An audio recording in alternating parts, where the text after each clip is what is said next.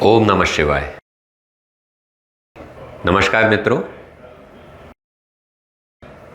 आज हम बात करेंगे पंचांग के बारे में। क्या आपने कभी सोचा है कि किसी दिन आपके सारे काम अच्छे बनते हैं और किसी दिन हर काम अटकता है?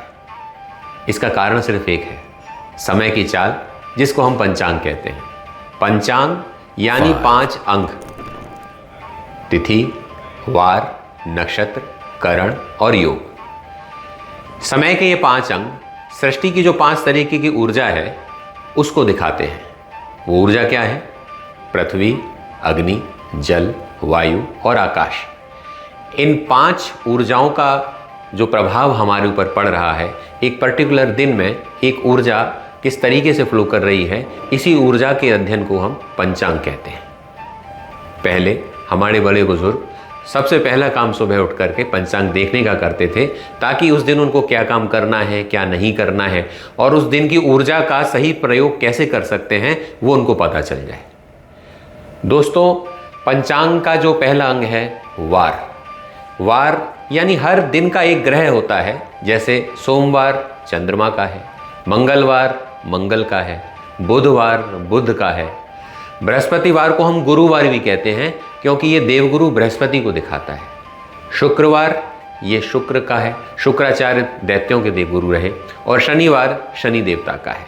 और सूर्य यानी रविवार। इस तरीके से हर दिन जो है, हर जो वार है, वो एक ग्रह की प्रोमिनेंट ऊर्जा को दिखा रहा है कि इस दिन इस ग्रह की ऊर्जा ज़्यादा काम करेगी। इसका दूसरा अंग है तिथि। तिथि सूर्य और चंद्रमा की आपसी स्थिति से बनती है। टेक्निकली अगर समझाऊं तो जब सूर्य और चंद्रमा 12 डिग्री पे होते हैं तो वो एक तिथि होती है, और जैसे जैसे 12 डिग्री के मल्टीपल में वो दूरी बढ़ती जाती है वो तिथि बढ़ती जाएगी। जब सूर्य और चंद्रमा 24 डिग्री पे तो द्वितीया, 36 डिग्री पे तो तृतीया, इस तरीके से पूरा 360 डिग्री का चक्र काम करता है। तो तिथि जो होती है ये चंद्रमा से ड्रिवन होती है और ये हमारे मन को, हमारी मानसिक क्षमता को दिखाती है।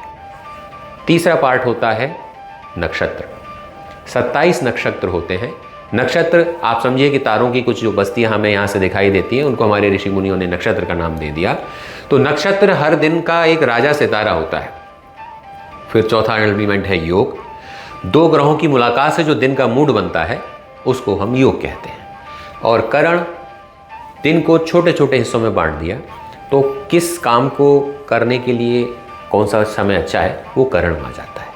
तो दोस्तों, पंचांग सिर्फ पूजा पाठ के लिए नहीं, बल्कि जीवन के हर निर्णय को बताने के लिए, गाइड करने के लिए समय का एक नक्शा है। हर दिन की अलग ऊर्जा होती है। जब आप उस ऊर्जा के अनुकूल काम करते हैं तो सफलता की संभावना कई गुना बढ़ जाती है। सूर्य चंद्रमा ये ग्रह, इनकी स्थिति आपके शरीर को, मन को, मस्तिष्क को और आपके हर निर्णय को प्रभावित करती है। आप सोचिए, समुद्र में ज्वार भाटे कैसे आता है? सिर्फ चंद्रमा के कारण। हाई टाइड, लो टाइड, ये सब चंद्रमा ड्रिवन करता है। तो मनुष्य का शरीर जो 80% लिक्विड है उसको कितना प्रभावित करेगा? एक बिजनेसमैन अपना स्टार्टअप का कार्य शुरू करता है अमावस्या तिथि को, एक उस नक्षत्र में जो बिजनेस के अनुकूल नहीं है, नतीजा अगले 6 महीने में उसका बिजनेस में उसको बहुत घाटा होता है। एक स्टूडेंट अपने कंपटीशन एग्जाम का फॉर्म भद्रा के समय में, गुलिक काल में भरना शुरू कर देता है और उस दिन सर्वर बहुत से बार डाउन होता है, उसके काम में तमाम विघ्न आते हैं और वो फॉर्म नहीं भर पाता है। मैं खुद दक्षिण दिशा की यात्रा पंचक के समय प्लान कर लिया और मेरा काम नहीं बना। तो दोस्तों, पंचांग सिर्फ मान्यता नहीं है, ये एक अनुभवों से सिद्ध विज्ञान है जिसे आज हम डेटा साइंस का नाम देते हैं। तो हमारे ऋषि मुनियों ने ये एक डेटा साइंस क्रिएट किया, जो उन्होंने प्रकृति को, प्रकृति की ऊर्जा को अध्ययन करके हम लोग अच्छे से जीवन जी सकें, ऊर्जा को समझ सकें, उसके लिए हमारे लिए एक धरोहर के तौर पे दिया है। तो हमको इस धरोहर को इस्तेमाल करना चाहिए। हम इसको भूल चुके हैं अपने दैनिक उपयोग से।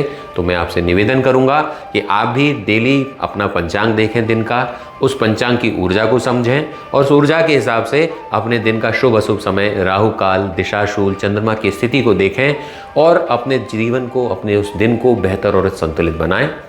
अगर आपको भी अपने दिन को सफल बनाना है तो पंचांग से अवश्य जुड़िए। और अब मैं बताने जा रहा हूं आपको आज का पंचांग। अब हम बात करते हैं आज के पंचांग की। आज 21 जुलाई 2025 को दिन है सोमवार, कृष्ण पक्ष चल रहा है और सुबह 9:38 तक तिथि है एकादशी, यानी आज व्रत रखा जा सकता है। नक्षत्र है रोहिणी, योग है वृद्धि, करण है बालव। आज चंद्रमा वृषभ राशि में है और आज का राहु काल सुबह 7:20 से 9:03 तक रहेगा, यानी इस दौरान आपको कोई भी नया काम शुरू नहीं करना है, यात्रा अवॉइड करनी है। अब मैं आपको बताने जा रहा हूं आज के पंचांग के तत्वों की ऊर्जा क्या है। तो दोस्तों, पंचांग की आज की सीरीज में हम बात करते हैं आज की तिथि की। आज एकादशी तिथि है।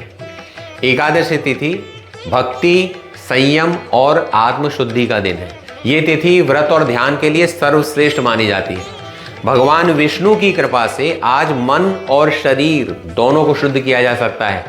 हर एकादशी को श्री विष्णु सहस्त्र नाम का पाठ करने से घर में सुख शांति बनी रहती है। श्री राम राम रामेति रमे रामे मनोरमे सहस्त्र नाम तत्तुल्यम राम नाम वरानने। आज एकादशी के दिन इस मंत्र का पाठ करने से और विष्णु सहस्त्र नाम के जाप से सामान्य पुण्य प्राप्त होता है। एकादशी तिथि 15 दिन में एक बार आती है, कृष्ण पक्ष और शुक्ल पक्ष दोनों में। तो इस दिन संपूर्ण उपवास करने से शरीर के सारे दोष, जो हम खाना बाहर का खा रहे हैं या अशुद्ध खाना खा रहे हैं या कैसा भी है, वो सारा हमारा शरीर शुद्ध हो जाता है। इसलिए बहुत वैज्ञानिक रूप से हमारी नियम बनाए गए और इनको धर्म के साथ जोड़ दिया गया ताकि लोग इनका अच्छे तरीके से पालन करें। तो उपवास करने से शरीर के दोष जल जाते हैं और 14 दिनों में तैयार किया हुआ जो भोजन का रस है वो ओज में बदल जाता है। इसलिए एकादशी के उपवास का विशेष महत्व है। वैसे तो गृहस्थ महीने में केवल शुक्ल पक्ष की एकादशी रखनी चाहिए, किंतु अब चूंकि चतुर्मास चल रहा है, जो 4 मास देवशयनी एकादशी से जो शुरू होता है, ये 4 महीने आप प्रयास करें कि दोनों पक्षों की एकादशियों में आप व्रत रखें। मेरी फेवरेट तिथि एकादशी तिथि है, क्योंकि इस दिन की ऊर्जा वास्तव में बहुत अलग है। मैंने इसको निजी रूप से अनुभव किया है। तो क्या करना है?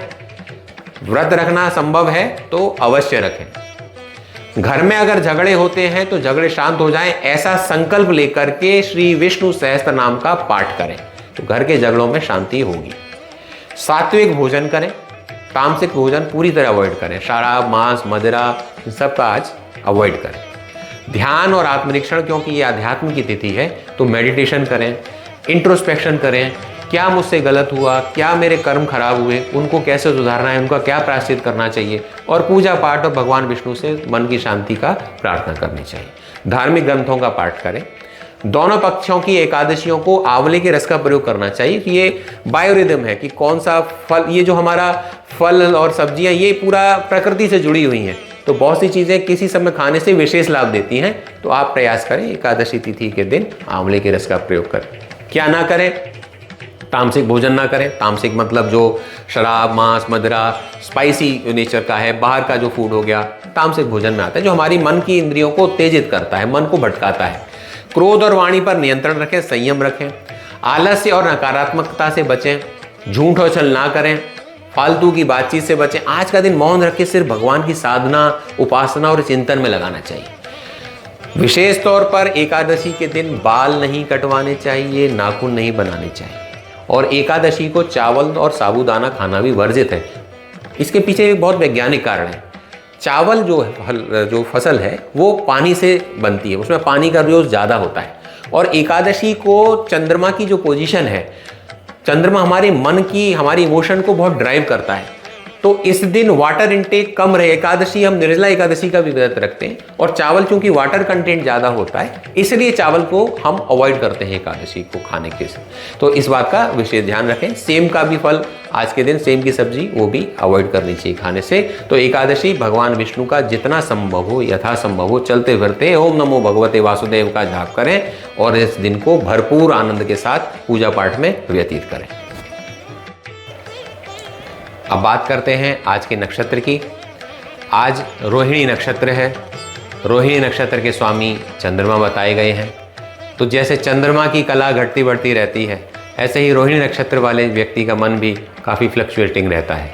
इस नक्षत्र में विवाह, गृह प्रवेश, संपत्ति खरीदना, लॉन्ग टर्म काम की शुरुआत करना, जैसे भवन निर्माण हो गया, लॉन्ग टर्म इन्वेस्टमेंट हो गया, खेती, बागवानी, सौंदर्य और फैशन से जुड़े काम, कला, संगीत, नृत्य और सजावट, ये सारे काम, ये क्योंकि स्थिर नक्षत्र है इसलिए इन कार्यों के लिए ये अनुकूल है, शुभ है।